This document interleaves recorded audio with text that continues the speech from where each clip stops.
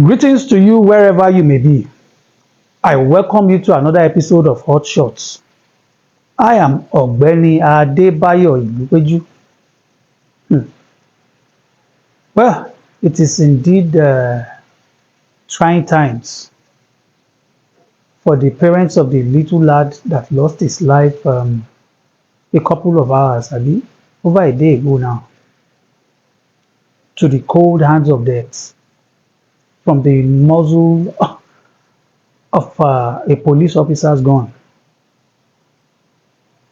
Uh, we we have not been able to come to a general consensus on what the case should be or what the thought should be about the event or the incident. But I like us to collectively share our thoughts on what could have been or what might not have been. We understand that the parent was in an attempt to take the boy to school and he decided to drive against traffic.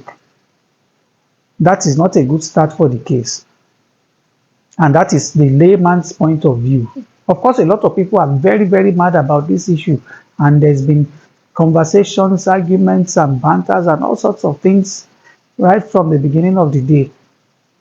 Not like even at the time that the event happened that we didn't have divergent views about the events. But let us look at it from this way. Should the police have shot at the vehicle that was escaping? That's question number one. And the second question is, should the man have resisted arrest? Here, question two. Now, let us now look at the scenario. I hope you will be able to probably wait for a bit to see the process that led to the eventual shooting and then draw your conclusions. It is difficult. I remember back then in Lagos State, there used to be this psychiatric test for drivers. It should be a national thing. Anybody who is trying to get his driver's license should take the psychiatric test.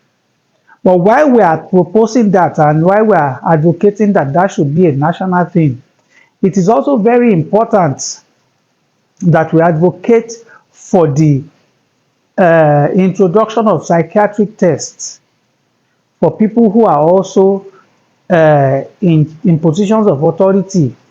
Even our leaders, we should carry out psychological tests for them. Let us analyze their brains. Let us see what goes on in their mind. Let us see how they reason. A man that you are going to give weapon to secure our lives, such a man must be very sane.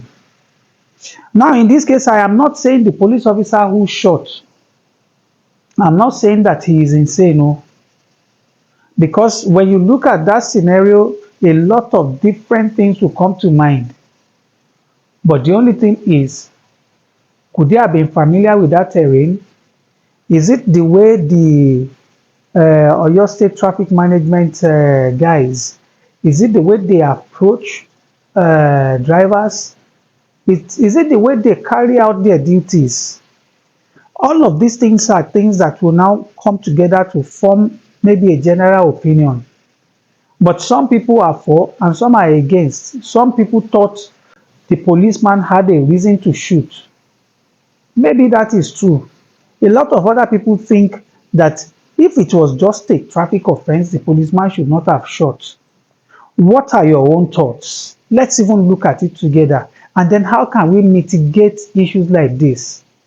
I have seen it happen a lot of times, only that I have never seen it take the life of a child. A young, promising child who was just on his way to write his WAEC examinations. That was the last step before he goes to the university. Was it the impatience of one man or the trigger happiness of a police officer? Kindly share your comments. Let us reason through this together. Ire o.